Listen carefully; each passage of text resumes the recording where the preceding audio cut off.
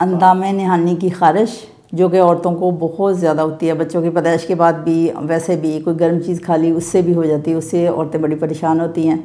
वो खुजा के बाद का खून निकाल लेती हैं। तो उसके लिए ये एक लगाने की दवाई है और खाने की भी है। इसमें आपको मैं बताती हूँ, ये छोटा सा टोटका है। गंधक आंवला सार ये आपने 25 ग्राम लेनी है और देसी घी 50 ग्राम। ये थोड़ी मकदार में भी बनाया जा सकता, इसके हाफ़ कर लो। उसके बाद आपने एक छोटा सा कोई बर्तन लेना है, सासपान ले लो या कोई भी हो जाए, उसके अंदर आप उसको डालो देसी घी को। वो गर्म हो जाए तो गंधक को हल्का सा कूट लो, कूट के वो उसके अंदर डाल दो।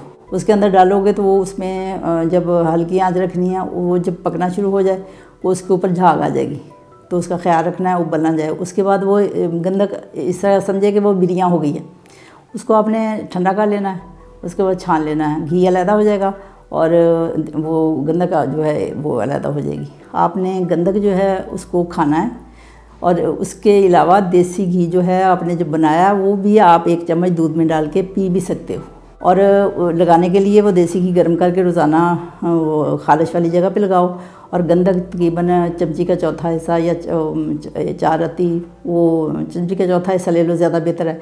वो आप गर्म दूध के साथ रोज़ाना सुबह शाम या एक टाइम लो।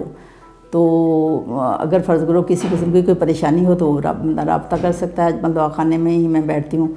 तो ये वैसे कोई इसका साइड इफ़ेक्ट नहीं होगा, क्योंकि इसको ये बिरियाँ हो गई है। जिसको तो उसको अलग-अलग करोगे तो दोनों चीज़ें, गंधक खाने के लिए और तेल जो लगाने के लिए, और उससे जब लगाओगे आपको सुकून मिल जाएगा। रात को ख़ास कर लगाओ और दिन में 2 दफ़ा 1 दफ़ा लगा के तो छोड़ दो। उसके बाद आपको बहुत ज़बरदस्त फ़ायदा होगा। तो ये आप इस्तेमाल करो। अगर ये आप फ़र्ज़ महाल आप जल्दी नहीं बना सकते तो आप यहाँ अजमल की वो ले लो हब्बे सौद और कुर्समुसफ़ी मुरक्कब, तो ये आप इस्तेमाल करो और मरहम का फूल लगाओ, उससे भी बहुत ज़बरदस्त फ़ायदा होता है। आपको बहुत सुकून मिलेगा। तो आप ये इस्तेमाल करो और अपनी ख़ारिश को ख़त्म करो।